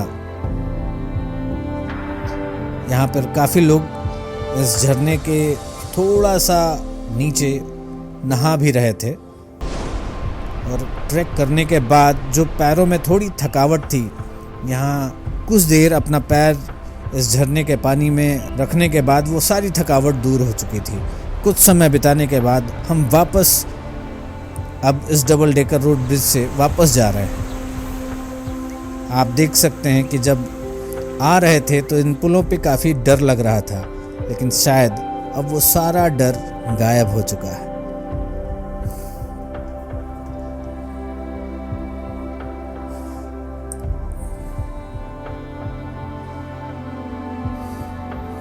तो दोस्तों, यह थी हमारी डबल डेकर ब्रिज की यात्रा। यह केवल एक पुल नहीं बल्कि मानव और प्रकृति के बीच का अद्भुत रास्ता है। यह पुल हमें सिखाता है कि अगर हम प्रकृति के साथ तालमेल बिठाकर चलें तो हम कुछ भी हासिल कर सकते हैं। आइए करते हैं मेघालय की आगे की यात्रा और चलते हैं अगले पड़ाव की ओर। चेरापूंजी, जिसे सोहरा भी कहा जाता है, मेघालय का एक प्रमुख पर्यटक स्थल है। इसे दुनिया का सबसे अधिक बारिश वाला स्थान माना जाता है और इस वजह से यहाँ की हरियाली और प्राकृतिक दृश्य अपने आप में अद्वितीय हैं। यहाँ की हरियाली, पहाड़ों पर बिखरे बादल और हमेशा बरसात से भरे हुए नदियाँ व झरने इस जगह को स्वर्ग जैसा बनाते हैं। यह जगह साल के ज़्यादातर महीनों में बारिश से घिरी रहती है, इसलिए यहाँ की सुंदरता बारिश के मौसम में देखने लायक होती है। यहाँ की जलवायु और यहाँ का वातावरण आपकी आत्मा को सुकून देने वाला है। आज हम जहाँ जा रहे हैं वो है सिंगल रूट ब्रिज। यह सिर्फ एक अद्भुत संरचना नहीं है, बल्कि इसके पीछे की संस्कृति और परंपराएं और स्थानीय जीवन का भी एक गहरा अर्थ है। तो दोस्तों, अगर आप भी प्रकृति प्रेमी हैं और अद्भुत संरचनाओं के दीवाने हैं तो यह यात्रा आपके लिए खास होगी।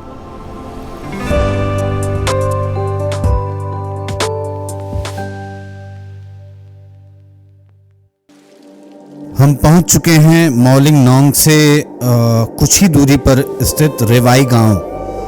आप देख रहे हैं बारिश बहुत तेज़ है और हम उस गांव से होते हुए धीरे धीरे गांव के बीच ये एक रास्ता, पक्का रास्ता बना हुआ है जो गांव वालों ने ही बनाया है उस सिंगल रूट ब्रिज जाने के लिए। रास्ते के दोनों ओर पूरी हरियाली है। जगह जगह पर छोटी छोटी सी दुकानें हैं जहाँ पे कुछ खाने पीने का सामान यहाँ के गांव वाले ही बेचते हैं। बहुत ही सलीके से पूरे गांव को सजाया गया है। आप देख सकते हैं पानी बरस रहा है, उसके बावजूद भी कितनी सफाई है यहाँ पे। काफ़ी यात्रीगण जो लिविंग रूट ब्रिज को देखना चाहते हैं वो इस बारिश में भी धीरे धीरे गांव वाले लोगों द्वारा बनाई गई सीढ़ियों से होते हुए हम नीचे लिविंग रूट ब्रिज तक जा रहे हैं। बहुत ही अच्छा लग रहा है। चारों तरफ हरियाली हरियाली और पूरा पानी बरस रहा है। बारिश में भीगने का मज़ा ही अलग है।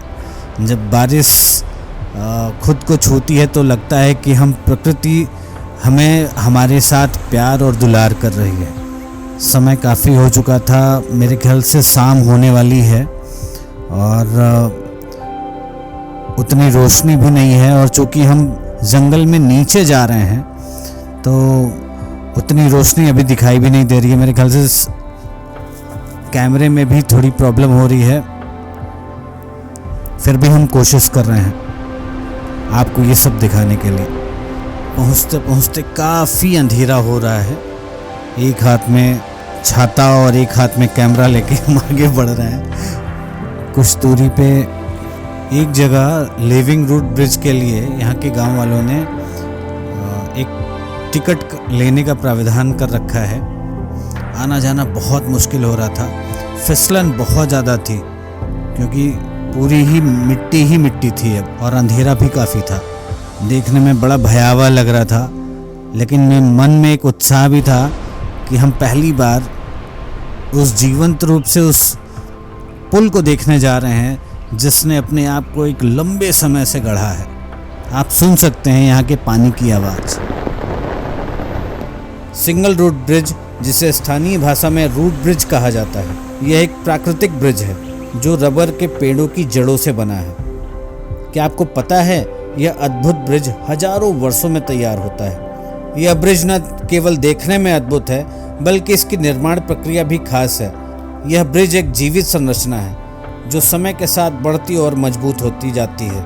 आप सोच रहे होंगे यह ब्रिज कैसे बनता है। दरअसल स्थानीय लोग रबर के पेड़ों की जड़ों को उपयोग में लाते हैं। जब एक रबर का पेड़ अपने जीवन के अंत तक पहुंचता है तो उसकी जड़ें धीरे धीरे दूसरे जड़ों से मिलकर एक पुल का आकार ले लेती है। दिलचस्प बात यह है कि इन ब्रिजों की उम्र सैकड़ों वर्ष तक हो सकती है, और जब एक ब्रिज बन जाता है तो यह पीढ़ियों तक उपयोग में आता है। मेघालय की संस्कृति में रूट ब्रिजों का एक महत्वपूर्ण स्थान है। यह न केवल यात्रा के साधन हैं, बल्कि सामाजिक जीवन का भी हिस्सा है। स्थानीय लोग इन ब्रिजों का उपयोग केवल यात्रा के लिए नहीं करते, बल्कि यह सामुदायिक समारोहों और मेलों का भी हिस्सा बनते हैं। हम लगभग पहुंच चुके हैं उस लिविंग रूट ब्रिज पे, और अंधेरा बहुत है, लेकिन उस लिविंग रूट ब्रिज पे हम इस समय खड़े हैं, और खड़े होकर क्या महसूस हो रहा है इसे शब्दों में हम नहीं बता सकते, बस आपको दिखा सकते हैं। पानी बरसने की वजह से लोगों के आने जाने की बहुत कमी हो चुकी है। यहाँ पे कुछ ही लोग हैं जो इसको देखने के लिए आए हुए हैं। पुल पर चलना जीवन में एक बार होने वाला एक अद्भुत अनुभव था। इसकी प्राकृतिक जड़ें इतनी मजबूत हैं कि यह वर्षों से भारी भार उठा रही है और लोगों को ले जा रही है। पुल इतना शानदार है कि हम अगले दिन फिर से पुल तक ट्रैकिंग करने की सोच रहे हैं। रेवई रूट ब्रिज तक पहुंचने के लिए खड़ी चट्टानों से नीचे उतरते समय रास्ते में स्थानीय खेतों से बेचे जा रहे जैविक फलों को जरूर आजमाना चाहिए। वे बेहतरीन ऊर्जा बूस्टर हैं और निश्चित रूप से सबसे मीठे फल हैं जो आपको खाने को मिलेंगे। खासी जनजाति हम सभी को एक मूल्यवान सबक सिखाती है कि हमें अपनी आने वाली पीढ़ियों के लिए एक अस्थायी और स्वस्थ पृथ्वी छोड़कर जाना है। रूट ब्रिज के सरल विचार के पीछे के दिमाग भले ही फलों का आनंद लेने के लिए जीवित न रहे हों, लेकिन इसने उन्हें अपने आने वाली पीढ़ियों के लाभ के लिए निस्वार्थ रूप से कुछ बनाने से नहीं रोका। दो गांवों को जोड़ने वाले एक बड़े जल निकाय पर बना यह अद्भुत प्राकृतिक पुल है। पुल और उसके नीचे का शांत पानी जो अब भयावह रूप ले रखा है, किसी कलाकार के लिए अपने पेंट ब्रश को बाहर निकालने और अपने कैनवस में रंग भरने के लिए एकदम सही है। ध्यान लगाने या आत्मा की खोज के लिए एक आदर्श स्थान है ये। चारों ओर की शांति और स्थिरता सबसे अच्छा एंटी डिप्रेसेंट या परफेक्ट डी स्ट्रेस हो सकता है, जिसकी कोई भी मांग करता है या कर सकता है। मेघालय में ऐसे तो कई लिविंग रूट ब्रिज हैं, और हमें इसकी पहली झलक रेवई गांव में मिली। समय बहुत हो चुका था लिविंग रूट ब्रिज पर। अब हम वापस जा रहे हैं क्योंकि हमें आगे की भी यात्रा करनी है। वापस जाते जाते बल्कि बारिश काफ़ी रुक चुकी थी और रोशनी भी ठीक ठाक हो चुकी थी। तो दोस्तों, ये था हमारा आज का सफ़र सिंगल रूट ब्रिज तक। आइए करते हैं मेघालय की आगे की यात्रा और चलते हैं अगले पड़ाव की ओर। जब धरती पर स्वर्ग की कल्पना होती है तो मेघालय की भूमि उसे जीवंत बनाती है। यहाँ के झरने मानो प्रकृति के हृदय से फूटते हुए प्रेम के गीत हैं। हर गिरता हुआ जल मानो किसी अनकही कविता का छंद हो। दोस्तों, आज हम उस धरा पर लेकर चलेंगे आपको जहाँ बादल धरती को ढूंढते हैं और जहाँ पानी की हर एक बूंद में सजीवता का स्पर्श है। मेघालय के ये झरने सिर्फ देखने की चीज नहीं है, ये आत्मा को तृप्त करने वाले अनुभव हैं। तो आइए इस अद्भुत यात्रा पर हमारे साथ कदम बढ़ाइए और इन झरनों को महसूस करिए। प्रकृति के इस अनमोल उपहारों की यात्रा आइए शुरू करते हैं।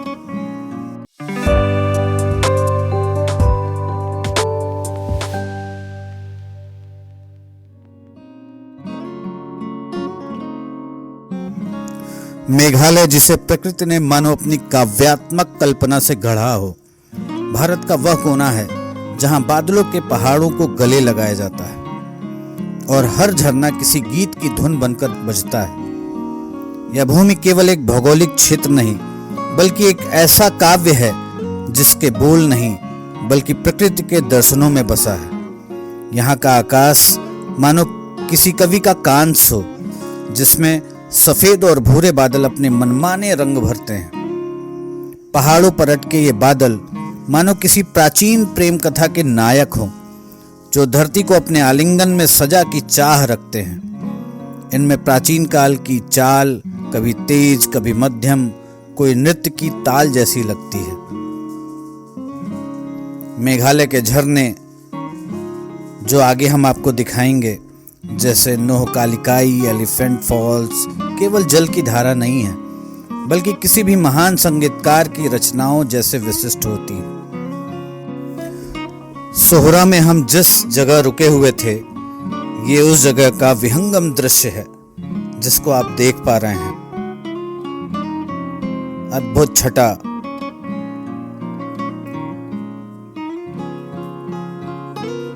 जिसको यहां खड़ा होकर महसूस किया जा सकता है। अब हम जा रहे हैं उन तमाम जलप्रपातों को देखने। हम आ पहुंचे हैं सेवन सिस्टर फॉल्स, जिसे नौसंगी थियांग फॉल्स भी कहा जाता है।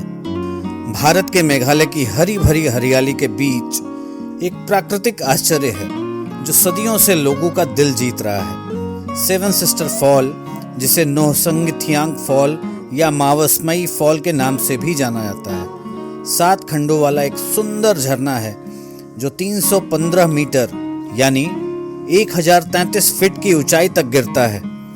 यह भारत के सबसे ऊंचे झरनों में से एक है, जिसका नाम उन 7 धाराओं के नाम पर रखा गया है जो मिलकर इस अद्भुत झरने को बनाती हैं।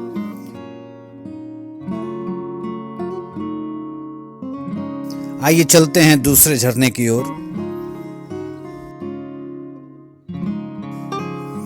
हम आ पहुंचे हैं सोहरा के इको पार्क में। सेवन सिस्टर झरनों के पास स्थित यह चेरापूंजी में एक लोकप्रिय और जरूर घूमने योग्य स्थानों में से एक है। इस इको पार्क की स्थापना वर्ष करीब 2004 में मेघालय सरकार द्वारा पर्यटकों को सोहरा के ग्रीन कैनियन के साथ साथ इसके आसपास स्थित झरनों का आनंद लेने की सुविधा प्रदान करने के लिए की गई थी। यह park Shillong agri horticulture society द्वारा दान किए गए ग्रीन हाउस में से कई संकर और स्वदेशी ऑर्किड का घर है। पार्क में बच्चों के खेलने का क्षेत्र, मोनोलिथ, दृश्य, पैदल पुल, जल संरक्षण संरचनाएं और कई आश्रय हैं। पूरे पार्क में एक रेलिंग है जो रास्ता भी दिखाती है। पार्क में शांत और शांतिपूर्ण वातावरण है और हल्की हवा बह रही है। सोहरा इको पार्क के हर कोने में प्रकृति की अद्भुत कलाकारी झलकती है। यहाँ ऊंची नीची पहाड़ियाँ, गहरी घाटियाँ और हरियाली की चातुर्य ओढ़े मैदान संगीत को सम्मोहित कर देते हैं। पार्क के अंदर में एक नदी और उसके चारों ओर फैले जंगल की एक जीवंत तस्वीर पेश की जाती है। जब सूरज की किरणें नदी के जल पर गिरती हैं तो यह दृश्य किसी जादुई दुनिया का एहसास कराता है। बारिश के दौरान यहाँ के झरने अपनी पूरी शक्ति और प्राकृतिक के साथ प्रवाहित होते हैं। सबसे खास है नोहकालिकाई झरना, जो भारत का सबसे ऊंचा झरना है। इस झरने को इको पार्क से स्पष्ट रूप से देखा जा सकता है और इसकी गर्जना से दंग रह गई प्रकृति की शक्ति का अनुभव होता है। इको पार्क केवल प्राकृतिक दृश्यों का आनंद लेने का स्थान ही नहीं है, बल्कि यह वनस्पतियों और जीव जंतुओं की विविधता का भी घर है। यहाँ पाए जाने वाले पेड़ पौधे और औषधीय पौधे इस क्षेत्र के समृद्ध पौधों के बूटे हैं। पक्षियों की चाहत और तितली का रंग बिरंगा दुनिया इस पार्क को जीवंत बना देता है। सोहरा इको पार्क मेघालय की संस्कृति और सांझ का भी परिचय देता है। पार्कों के आसपास के गांवों में रहने वाले जनजाति के लोग अपनी पारंपरिक वेशभूषा, नृत्य और संगीत से इस क्षेत्र की सांस्कृतिक हरियाली को जीवंत रखते हैं। यहाँ आने वाले पर्यटक संग्रहालय संस्कृति की झलक देख सकते हैं और उनकी विरासत का अनुभव कर सकते हैं। आप ये देख रहे हैं इस इको पार्क से गिरता हुआ ये झरना अद्भुत छटा है, जिसको यहाँ घंटों खड़े होकर निहारा जा सकता है और इसको निहारने में कोई भी उबन सी महसूस नहीं होगी। आइए चलते हैं आगे के झरनों के लिए। हम आ पहुंचे हैं नोहकालिकाई वाटरफॉल। 1000 फीट से ज्यादा की सीधी गिरावट नोहकालिकाई को भारत के झरनों में सबसे बेहतरीन दर्जा देती है। राज्य की दक्षिण पहाड़ियों पर स्थित यह नाटकीय चट्टानों और गहरे तालाब और नीचे घने जंगलों की पृष्ठभूमि के साथ एक मनमोहक दृश्य प्रदान करता है। कई सालों से मेघालय के ऊंचे इलाकों में कई धाराओं से निर्मित नोहकालिकाई का सांस्कृतिक रूप से एक बड़ा महत्व है। यह एक बहुत ही दुखद कहानी है जो आज भी सुनाई जाती है। लिकाई एक ऐसी पेचीदा कहानी की नायिका है जिसका अंत एक बहुत दुखद घटना से होता है। नोहकालिकाई का मतलब है जहां लिकाई ने छलांग लगाई। नोहकालिकाई नजदीक से देखने पर और भी ज्यादा प्रभावशाली लगता है। झरने के शीर्ष तक पैदल जाया जा सकता है और चट्टानों में एक बड़े दरवाजे जैसे खुले स्थान से घाटी के नज़ारे का आनंद लिया जा सकता है, जो किसी मध्ययुगीन काल्पनिक उपन्यास जैसा है। घने जंगलों से होकर ट्रैक है जो आपको झरने के तल तक ले जाएंगे। सुनिश्चित करें कि आप एक गाइड का उपयोग करें और स्थानीय विशेषज्ञ के साथ होने के आश्वासन के अलावा आप आसपास के गांवों के निवासियों के पास उनके जंगलों के बारे में मौजूद अपार ज्ञान का भी आनंद ले पाएंगे। यह ट्रैक हमको एक इलाके और वनस्पति के अविश्वसनीय बदलाव से भी गुजारता है। कठोर पेड़ों वाले ऊंचे घास के मैदानों से लेकर कम ऊंचाई पर भाप से भरे उष्णकटिबंधीय स्वर्ग तक, ये सब कुछ ही घंटों में आप देख सकते हैं। चलते हैं किसी दूसरे झरने की ओर। मेघालय में चेरापूंजी के निकट वाकाब जलप्रपात एक शांत और मनोरम जलप्रपात है जो हरे भरे जंगलों और हरी भरी चट्टानों के बीच स्थित है। ये जलप्रपात एक पहाड़ी से सुंदर ढंग से गिरता है तथा प्रकृति की गोद में एक अद्भुत दृश्य और शानदार और शांतिपूर्ण अनुभव प्रदान करता है।